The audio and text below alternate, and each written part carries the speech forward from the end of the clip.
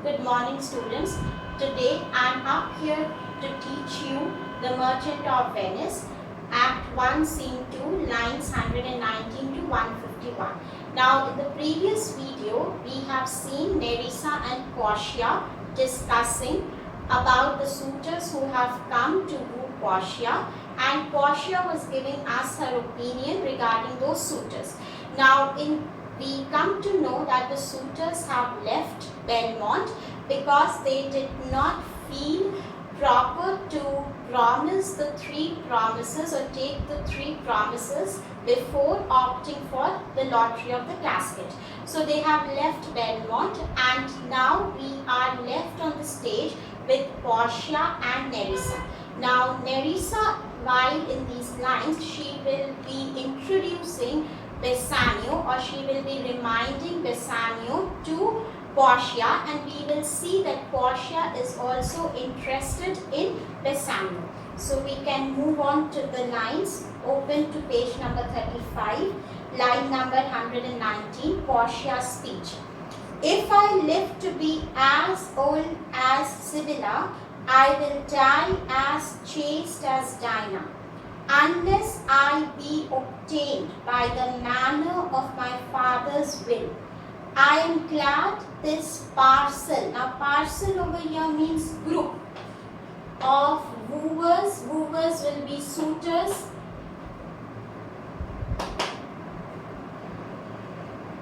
are so reasonable, for there is not one among them but I dote on. Dote on is long for.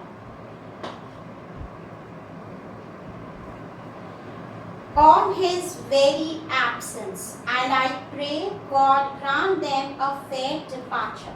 Now, in this extract, you have two legend characters. Now, Dinah and Sibylla. Now, first I'll talk about Sibylla over here. Now, Sibylla, she was said to be a Roman prophetess, and she had got a boon from sun god Apollo, and the boon was that she has to take sand, she has to hold sand in her hand, and as many sand particles she can hold in her hand, those many years she will be able to survive. Now we all know that we cannot hold sand in our hand, so she was given innumerable years to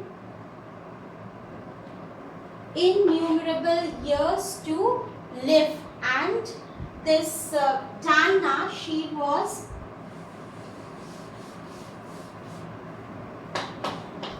Dinah is also known as threefold goddesses. Now she was goddess of chastity, hunting, and she was also the goddess moon. So she was known as threefold goddesses. Now in this speech, Portia says that if she has to live as many years as Sibylla had lived, if she has to grow as old as Sibylla, then she will die as chaste as Dinah. Now, remember, Portia cannot go against her father's will and marry any man of her choice. So, until and unless someone doesn't choose the right casket, she will not be able to marry a man. So, if no one chooses the right casket, then Portia will be living as old as Sibylla, and she will die as pure as Dinah. That's what she means by these references here. I am, now you can see from here again, from line number 119, if I live to be as old old as Sibylla, if I become as old as Sibylla, I will die as chaste as Dinah unless I be obtained by the manner of my father's will. Now, if no one chooses me by choosing the right casket, if no suitor chooses the right casket, then I may live as many years as Sibylla had lived, and I will die as pure as goddess Dinah. But I am not going to marry anyone against my father's will. The person whom I'll marry will definitely has to choose the right casket and marry me. If they are unable to choose, then I will become as old as Sibylla and I will die as pure as Dinah. I am glad this parcel of wooers are so reasonable. I am happy that this group of suitors are very understanding, for there is not one among them, but I dote on his very absence, and there is no one such suitor in this whole group where I can say, or for whom I can say that if he goes, I am going to miss him. And I pray God grant them a fair departure, and I wish that God grants them a safe journey. God protect them as they are taking the departure. Nerissa, do you not remember, lady, in your father's time, a Venetian, a scholar and a soldier that came hither in company of the Marquis of Montferrat? Now, Marquis of Montferrat is an Italian nobleman. So now, in these lines, Nerissa reminds Portia of Bassanio. So she says that, young lady, you do not remember that when your father was alive, that time, now see the three words with which she has described Bassanio. He is a Venetian, he is a scholar and he is a soldier. So she says that you don't remember that when your father was alive, that time, a Venetian. Venetian is a man who is a person who lives in Venice. A Venetian, a scholar and a soldier that came hither, that came here in Belmont in company of the Marquis of Montferrat, who came here in Belmont with the Marquis of Montferrat.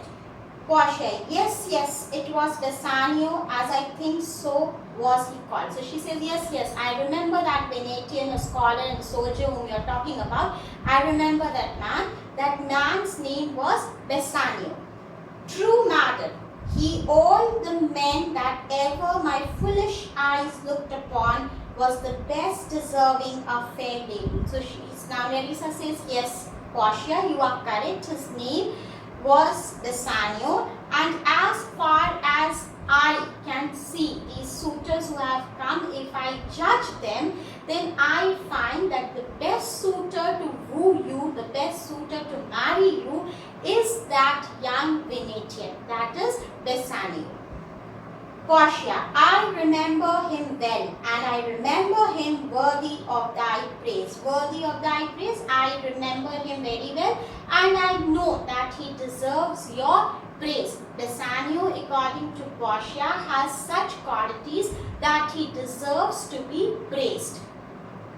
Now enters a servant. He comes with the news of the arrival of another suitor. How now, what news? So now Portia asks the servant that what is the news? Servant, the four strangers seek for you. Seek for you, wants to see you.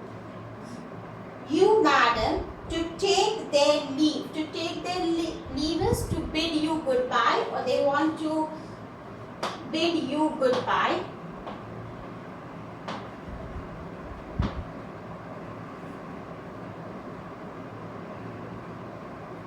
And there is a forerunner. Forerunner is a messenger come from a fifth. Now fifth is the fifth visitor. the Prince of Morocco. Now another suitor who is about to come is Prince of Morocco, who brings word. Brings word is he brings the news. The prince's master will be here tonight.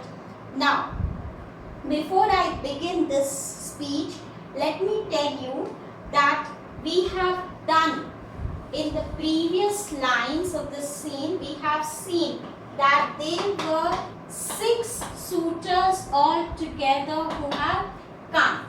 But here the servant says that there are 4 suitors. Now it seems that Shakespeare has forgotten that there were 6 and not 4. Now in your footnotes it's given there 3 points are given, that is Shakespeare seems to have forgotten the 6 suitors have been discussed. Next is the Scottish and English lords were added to the scene to amuse the audience.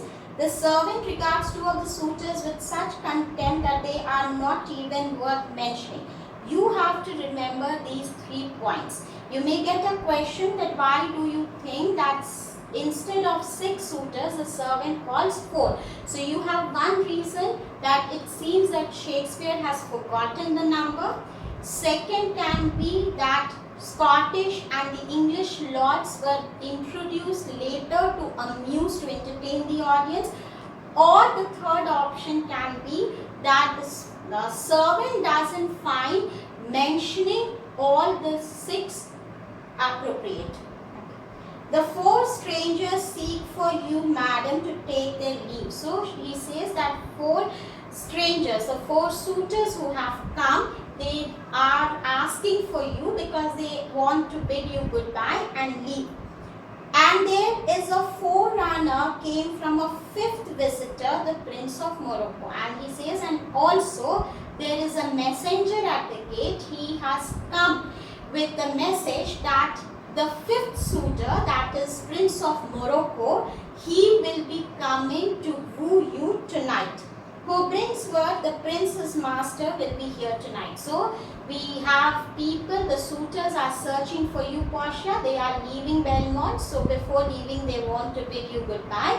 And also we have a messenger who has come with the message of the arrival of his master, Prince of Morocco, and he will be here tonight. Portia: if I could bid the 5th welcome with so good heart as I can bid the other 4 farewell. So now Portia says that with so much happiness I am going to bid these 6 suitors goodbye.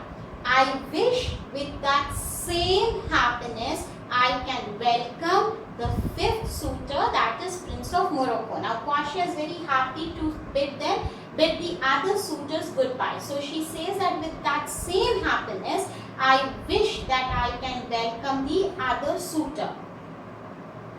I should be glad of his approach. I will be happy to meet the suitor. If he have the condition of a saint and the complexion of a devil. Now she says over here, if he have the condition of a saint. Condition of a saint is character or nature. Saint is a priest. And the complexion of a devil. Complexion is appearance. So she says that if this suitor, that is if Prince of Morocco, if that man has the nature of a saint and he has the appearance of a devil, meaning to say that if this man has bad appearance but he is good in nature, I had rather he should shrive me than wife me. Then in that case, I would like him to listen to my confessions than to marry me. Now see over here, children, once again. Saint, priest. So she says that if this man is a good-natured man, but in appearance he is a bad looking man, then I would prefer him to listen to my confessions than to marry me. Come, Nerissa, whilst we shut the gate upon one wooer, another knocks at the door. So she says, come, Nerissa, let us go and bid goodbye to the other suitors and get ready to welcome the sixth suitor, that is Prince of Morocco. So with this we come to the end of Act 1, Scene 2.